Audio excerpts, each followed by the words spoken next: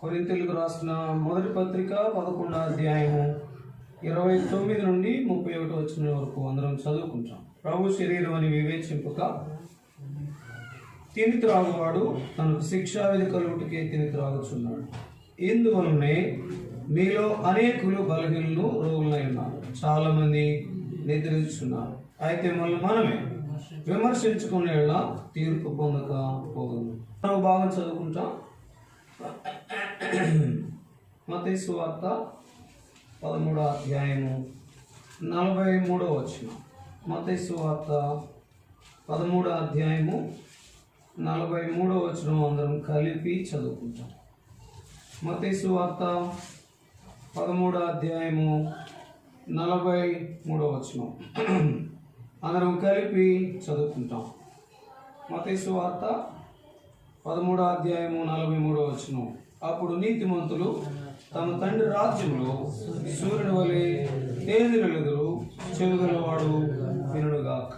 చదివిన ఈ లేఖన భాగాలను దేవుడు మన కొరకాయ దేవునికరంగా చేయనుగా. ఇది నాన్న జ్ఞాపకం చేసుకుంటే దేవుని రాజ్యం అనేది తేజరిల్లుట. మనం చదివినటువంటి భాగంలో మత్తయి సువార్త 13వ అధ్యాయము 43వ వచనం మనం చూస్తే అందరం కలిసి చదువుకుంటాం. అప్పుడు నీతిమంతులు తమ తండ్రి రాజ్యములో సూర్యుని వలె తేజరిల్లుదురు, చెవిగలవాడు వినుడుగాక. కాబట్టి దేవుని రాజ్యం అనేది ఏంటంటే తేజరిల్లేదిగా ఉంటుంది. కాబట్టి ఎవరైతే రక్షించబడి ఆయన యొక్క రక్తంలో కడగబడిన వారుగా ఉన్నారో వారి జీవితం ఎలా ఉండాలంటే దేవుని రాజ్యం అనే అనుభవంలో కొనసాగుతూ ఉండాలి. దేవుని రాజ్యం అనేది ఏం చూపిస్తుందంటే వర్ధిల్లుట, తేజరిల్లుట, కనబడుట, ఆనందించుట, నిజమైనటువంటి ప్రభులో మనము సాగిపోవటం అనేది చూపిస్తా ఉంది. గ్రంథం 45వ అధ్యాయము ద్వితీయోపదేశకాండం 31వ అధ్యాయం 8వ వచనం ఒక మాట చదవండి. ద్వితీయోపదేశకాండం 31వ అధ్యాయం 8వ వచనం. నీ ముందర నడుచువాడు యెహోవా, ఆయన నీకు తోడయుండును, ఆయన నిన్ను విడవడు, నిన్ను ఎడబాయుడు కనుక ఆయన భయపడొద్దు. కాబట్టి మనం భయపడకుండా సాగిపోయేటటువంటి విధానంలో నీ ముందు నా ముందు నడిచేవాడు ఆయన. అందుకని ఇశ్రాయేలుకి ఆయన సిద్ధపరుస్తూ వచ్చినాడు, అన్నిటినీ సిద్ధపరుస్తాడు. అయితే క్రమం ప్రకారము, నియమం ప్రకారము, దాని తర్వాత తేజరిల్లేటటువంటి అనుభవంలో రాజ్యం ఉందన్నది మనం జ్ఞాపకం చేసుకుని తేజరిల్లే వారంగా ఉండాలి. మరి ముఖ్యంగా ఆరాధించేవారు, బలలో పొందేవారు పాలు పొందడానికి సిద్ధంగా ఉన్నవారు ఏం చేయాలంటే ఆ యొక్క తేజరిల్లేనటువంటి అనుభవంలో ఉండాలి. మరి ముఖ్యంగా ఎవరు తేజరిల్లుతారంట? నీతిమంతులు. కాబట్టి మనల్ని ఏం చేశాడు? ఉచితంగా ఆయన నీతిమంతులుగా చేసినాడు. ఆ నీతిమంతులుగా ఉండాలి. కొరింథీయులకు రాసిన మొదటి పత్రిక అపోస్తలుడైన పౌలు 11వ అధ్యాయం 29వ వచనం చూడండి, అందరూ కలిసి చదువుదాం. 11వ అధ్యాయము 29వ వచనంలో ఆ మాట బహు స్పష్టంగా ఉంది. ఏంటది అంటే మన జీవితంలో జ్ఞాపకం చేసుకుంటే ఆ యొక్క 29వ వచనం, ప్రభు శరీరం వివేచింపక, ముందు వివేచించుకోవాలి. తిని త్రాగితే కుదరదు. తిని తాగితే ఎట్లా పడితే అట్లుంటే వీలు పడదు. కాబట్టి నిజమైన అనుభవంలో ఉండాలి, వివేచింపుకోవాలి. వివేచించడం అనేది అలవాటుతో ఆచారంతో మళ్ళీ తర్వాత విడిచిపెడితే ఏమాత్రం తేజరిల్లే అనుభవంలో ఉండలేము. తేజరిల్లాలంటే వివేచించుకోవాలి, ప్రశ్నించుకోవాలి, పరీక్షించుకోవాలి, విమర్శించుకోవాలి.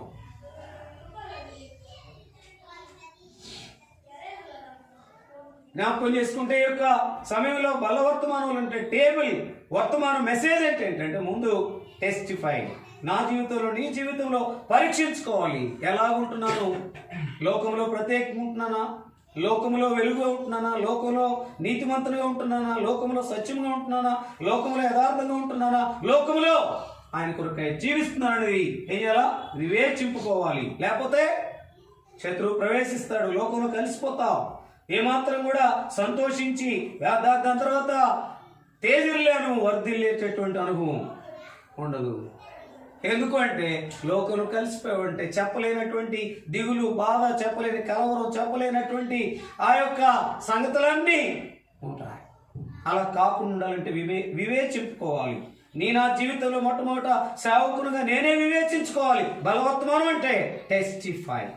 ఆ టెస్టిఫై లేకపోతే నువ్వు ఎన్నిసార్లు పాలు పంపులు పొందిన, ఎంత ఆరాధించినా, లేకపోతే నీవు నేను ఎంత పెద్ద వర్తమానం చెప్పినా ఏమీ ప్రయోజనం లే.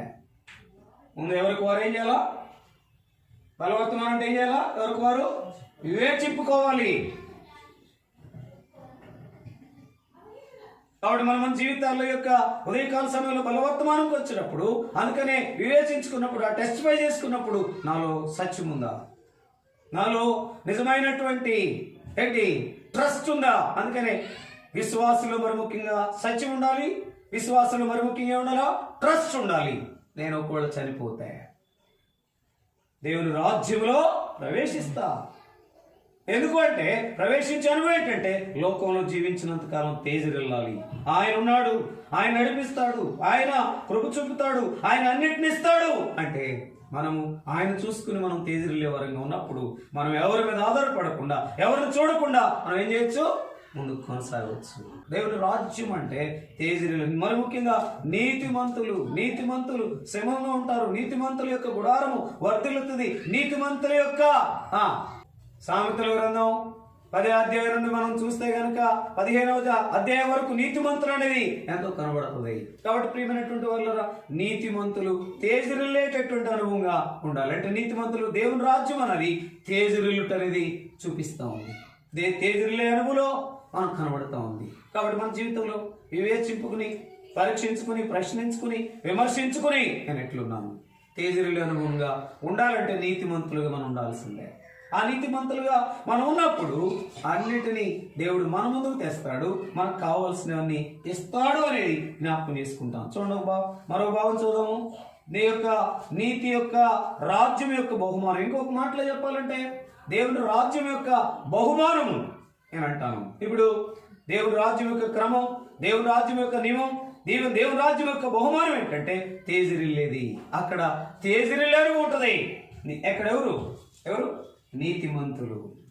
మరో మాట చదవండి, జ్ఞాపకం చేసుకుంటే దానియేలు గ్రంథం 12వ అధ్యాయం 3వ వచనం. దానియేలు గ్రంథం 12వ అధ్యాయం 3వ వచనం చదవండి ఎవరైనా త్వరగా. దానియేలు గ్రంథం 12వ అధ్యాయం 3వ వచనం. బుద్ధిమంతులైతే ఆకాశ మండలంలోని జ్యోతులను పోలిన వారే ఏంటంట? ప్రకాశించాలంటే ఏమవ్వాలి? బుద్ధిమంతులైతే. కాబట్టి నీతిమంతులు తేజరిల్లుతారు. బుద్ధిమంతులైతే ఎక్కడంట? ఆకాశ మండలంలోని జ్యోతులను పోలిన వారై ప్రకాశించారు. ఆకాశ మండలంలోని జ్యోతులను పోలిన వారై. ఎంత గొప్ప బహుమానము. కాబట్టి బుద్ధిమంతులుగా ఉంటే మనం ఆకాశ మండలంలోని జ్యోతుల వలె మనం ప్రకాశించే వరకు ఉండాలి, నీతిమంతులుగా ఉండాలి. దాని తర్వాత ప్రకాశించే జ్యోతులుగా ఉండేటటువంటి గొప్ప బహుమానం ఎక్కడ? దేవుని రాజ్యంలో. దేవుని రాజ్యంలో నువ్వు అక్కడ ప్రకాశించాలంటే నువ్వు ఇక్కడ ప్రకాశించాలి. వెలుగుగా చేయబడ్డావు. ఎలా పడితే అలా ఉండడానికి వీలు పడదు. మళ్ళీ చీకటి ఉండడానికి వీలే. చీకటి అంటే ఏంటి? పాపమే. ఆ పాపం ఏదైనా కావచ్చు. ఆ పాపం ఉండడానికి నీలో నాలో వీలు పడదు. అది కంటి ద్వారా, చూపు ద్వారా, నడక ద్వారా, పడక ద్వారా, తలంపుల ద్వారా ఎక్కడ కూడా చీకటి మళ్ళీ ప్రవేశం. ఒక చీకటి వచ్చిందంటే ఒక చిన్న కరెంట్ లేకపోతే నువ్వు లోపల అనుకుంటాం ఎప్పుడు వస్తుందా. మనలో పాపం ప్రవేశించిందంటే ఎందుకు నా బిడ్డలు ఎట్లు చేస్తున్నారు ఆయన అనుకుంటాడు. కాబట్టి ఆరాధించే మన జీవితంలో నీతిమంతులుగా చేయబడ్డాం. ఆ నీతి వలన మనం బహుమానం పొందే వరంగా తేజరిల్లుట. దాని తర్వాత బుద్ధిమంతులైతే బుద్ధిమంతులుగా చేయబడ్డాం. బుద్ధిహీనంగా ఎంత మాత్రం కూడా ప్రవర్తించకూడదు. బుద్ధిహీనత అంటే ఏంటంటే దేవునికి దూరము, అవిధేయత, లేకపోతే ఒక్క మాటలో చెప్పాలంటే అందుకనే భక్తిహీనత అనేది బుద్ధిహీనత అనేది చూసాం. ఏంటది?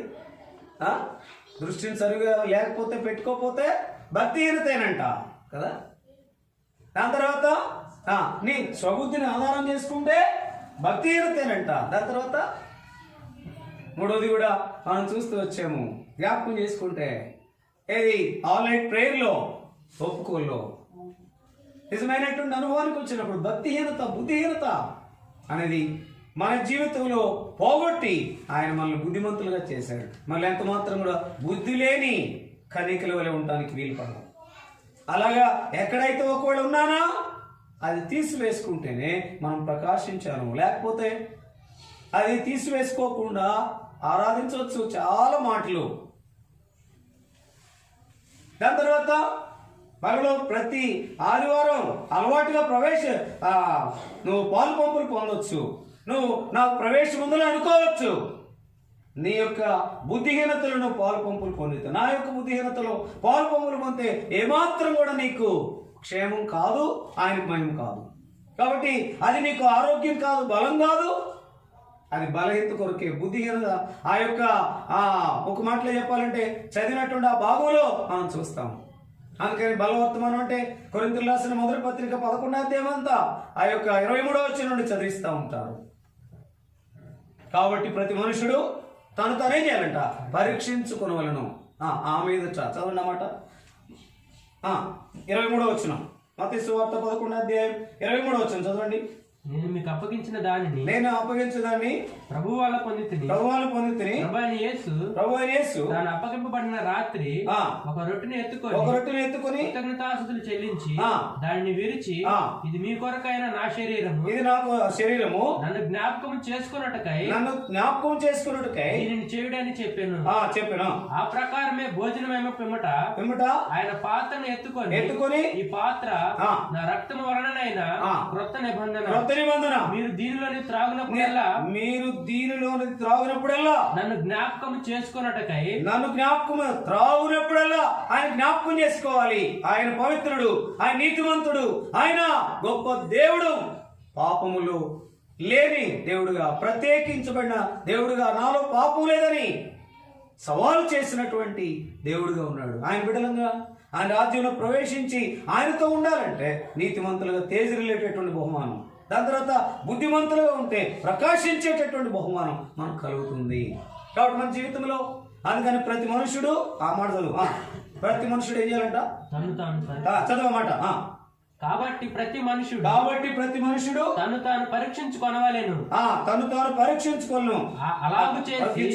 అలాగు చేసి ఆ రొట్టెని తిని ప్రతి మనుషుడు ఏం చేయాలంట, తను తాను పరీక్షించుకోవాలి. ఎవరినో పరీక్షించడం కాదు. ఈ యొక్క పరీక్ష ఎవరికంటే నీకే, నాకే. మనం ఏం చేస్తామంటే ఇతరులను పరీక్షిస్తాం. ఆ సేవకుడు ఎట్లేడు, ఆ నాయకుడు ఎట్లేడు, ఆ పెద్ద ఎట్లేడు, ఆ పరిచారకుడు ఎట్లేడు, ఆయన నేనెట్లా అనేది ఎప్పుడు కూడా మన పరీక్షలో అది నిలవదు. అందుకని మన జీవితంలో తేజరిల్లేది ఉండడంలే. అందుకని ప్రకాశించేది ఉంటే అప్పటి వరకే కాసేపు ఉంటున్నాం అంతే, తర్వాత అంతా చరమాములు అన్నట్లుగా కొనసాగితే అవదు. జ్ఞాపకం చేసుకోవాలి. అందుకని 3వది జ్ఞాపకం చేసుకోండి. చూడండి, దేవుని రాజ్యం యొక్క బహుమానము అనేది మనం చూస్తే కనుక చూడండి, 2 తిమోతి 2:12,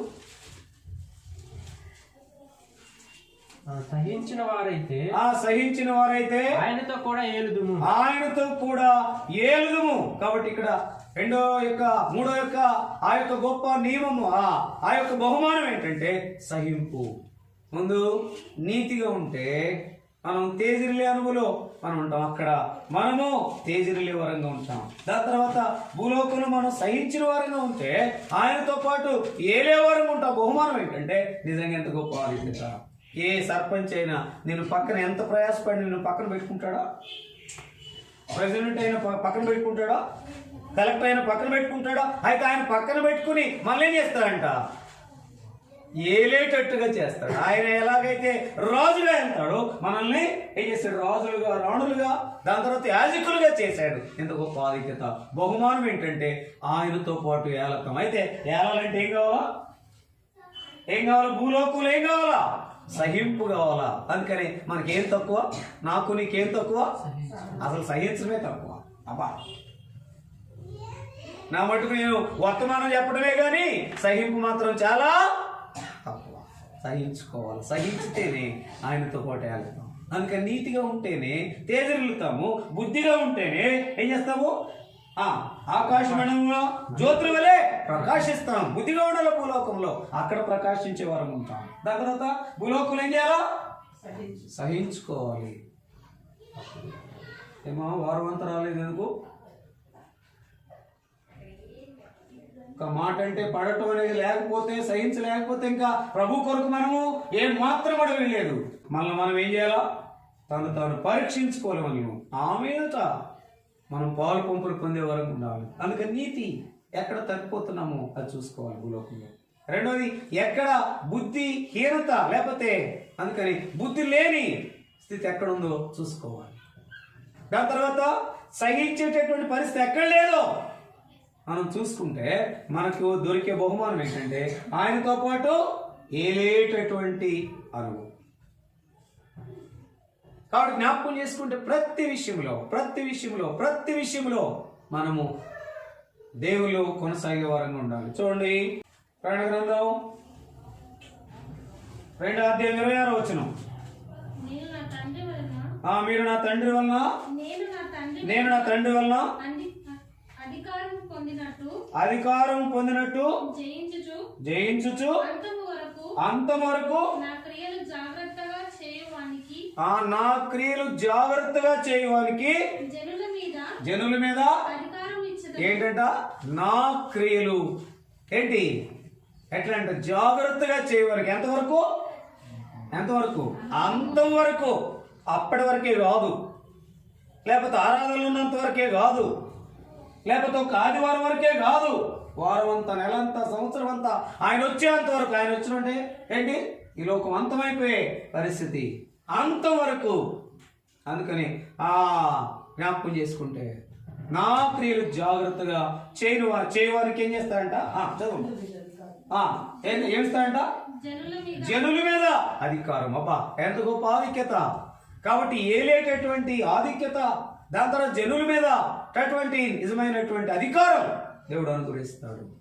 దేవుని రాజ్యం యొక్క బహుమానం ఏంటంటే తేజరిల్లేది, దాని తర్వాత ప్రకాశించేది, దాని తర్వాత ఏలేది, దాని తర్వాత అధికారం ఇచ్చేది అని మనకెంతో ప్రాముఖ్యంగా కనబడతా ఉంది. దేవుని రాజ్యంలోనికి ఎందుకంటే పరలోక రాజ్యానికి ముక్తి కొరకు ఎందుకు ప్రభు దగ్గరికి వచ్చేది, దేవుని దగ్గరికి వచ్చేది ఎందుకంటే ముక్తి కొరకు, వైకుంఠం కొరకు, పరలోక రాజ్యం కొరకు. పరలోక రాజ్యం యొక్క బహుమానము తేజరిల్లుట, పరలోక రాజ్యం యొక్క బహుమానము ప్రకాశించుట, పరలోక రాజ్యం యొక్క బహుమానము ఏంటంట ఏలుట, పరలోక రాజ్యం యొక్క బహుమానం ఏంటంట అధికారము చేయుట.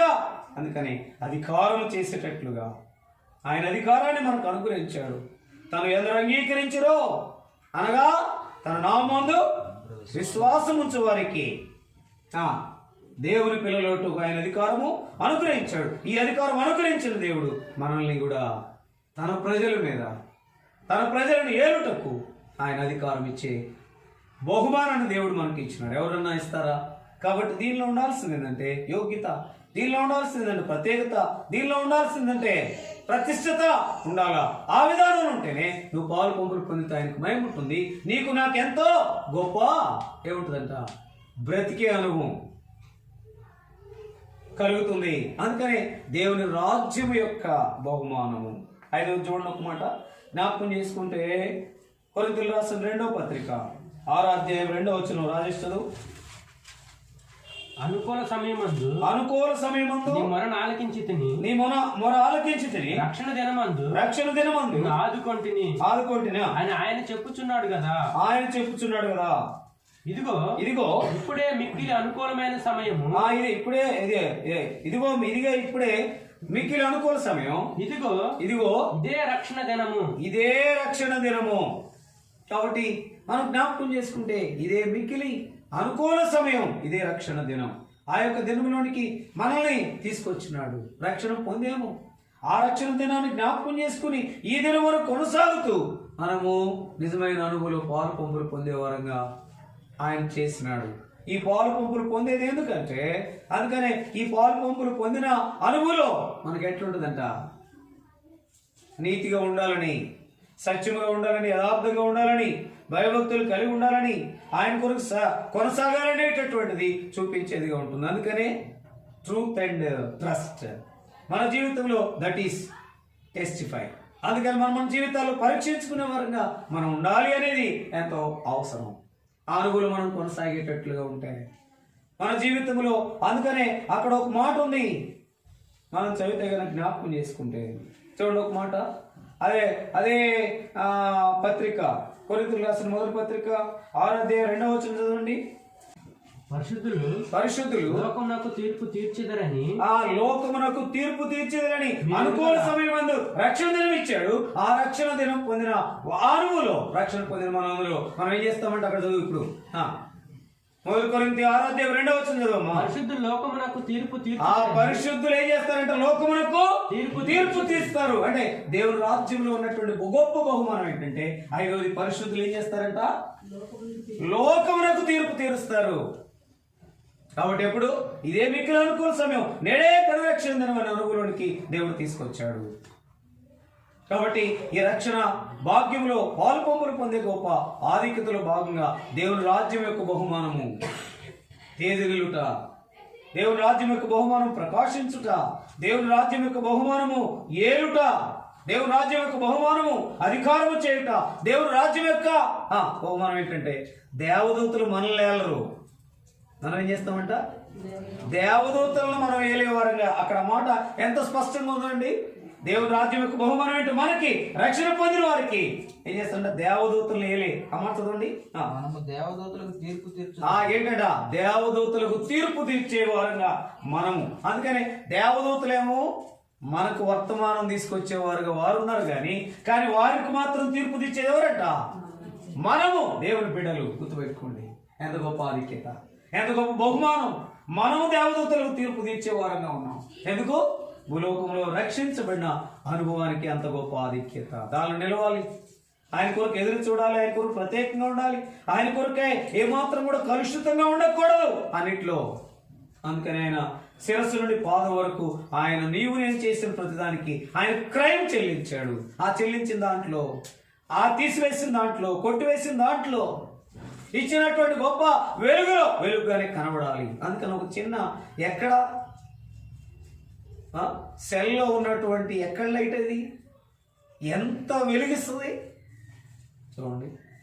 అందుకని మీరు జ్ఞాపకం పెట్టుకోండి, కరెంట్ లేనప్పుడు ఒక మంచి విలువైన టచ్ ఫోన్ని ఒక జస్ట్ అట్లా పెట్టి పైన పెట్టండి, ఎంత వెలుగు వస్తుందో.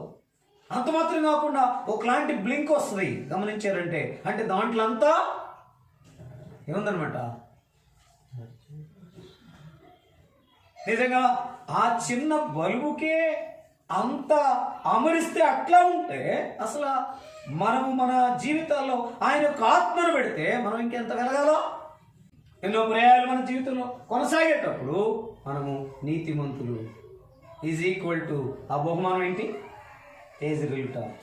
దాని తర్వాత బుద్ధిమంతులుగా ఉంటే ప్రకాశించుట. దాని తర్వాత ఇంకొక మాటలో చెప్పాలంటే సహిస్తే ఏలుట. దాని తర్వాత ఏం చేస్తామంట, దేవుడి రాజ్యం యొక్క బహుమానం ఏంటంటే అధికారం చేయటం. ఎవరికి, జనుల మీద అధికారం చేసే గొప్ప ఆధిక్యత. దాని తర్వాత దేవదూతలకే తీర్పు తీర్చుట. ఎంత గొప్ప ఆధిక్యత ఇచ్చాడు. అట్లా రాజులు రాణులుగా చేస్తే మనం ఏం చేయాలో ధీటుగా ఉండాలి, ఎవరికి లొంగిపోకూడదు.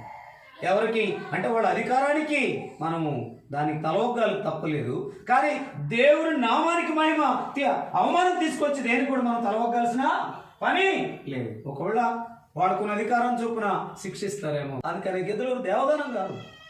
ఒకసారి మామూలుగా చెప్తా ఉంటే ఆయన కూడా ఎంతో హింసించినారంట. ఆయన ఏమాత్రం కూడా దేవునికి అవమానం తీసుకురానని చెప్పే చాలా మంది. అలాగే విజయవాడ బెంజమిన్ గారు, అలాగే వాళ్ళ పేర్లు చెప్తేనే ఊరు పేర్లు చెప్తే వాళ్ళ పేర్లు వచ్చేస్తాయి. అంటే ఆ ఊర్లో వారంతగా వెలిగారు విజయవాడ బెంజమిన్ గారు. దాని తర్వాత గుంటూరు ఎవరు, అరవింద్ గారు, సోమరావు గారు.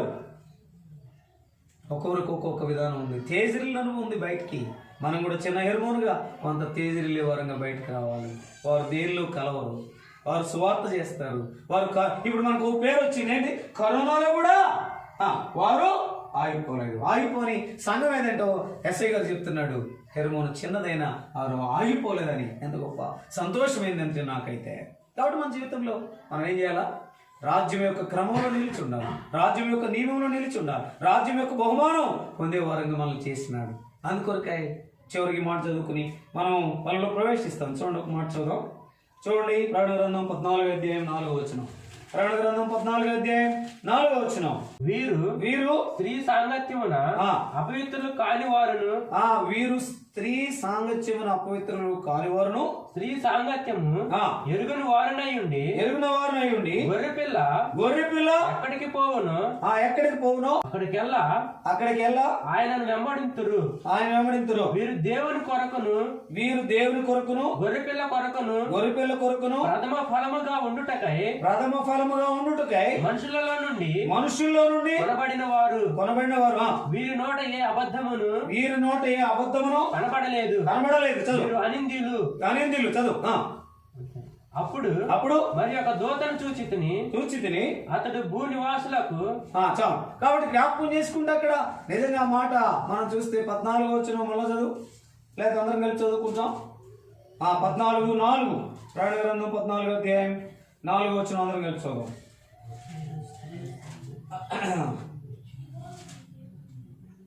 14 అధ్యాయం 4 వచ్చిన వీరు స్త్రీ సాంగత్యమున అపవిత్రులు కానివారును స్త్రీ సాంగత్యం ఎరగని వారు అయ్యండి గొర్రె పిల్ల ఎక్కడికి పోవునో అక్కడికెల్లా ఆయన వెంబడింతురు వీరు దేవుని కొరకు గొర్రె పిల్ల కొరకును ప్రథమ ఫలముగా ఉండుటకై మనుషుల్లో నుండి కొనబడిన వారు వీరి నోట ఏ అబద్ధమును లేదు వీరు అనింద్యులు.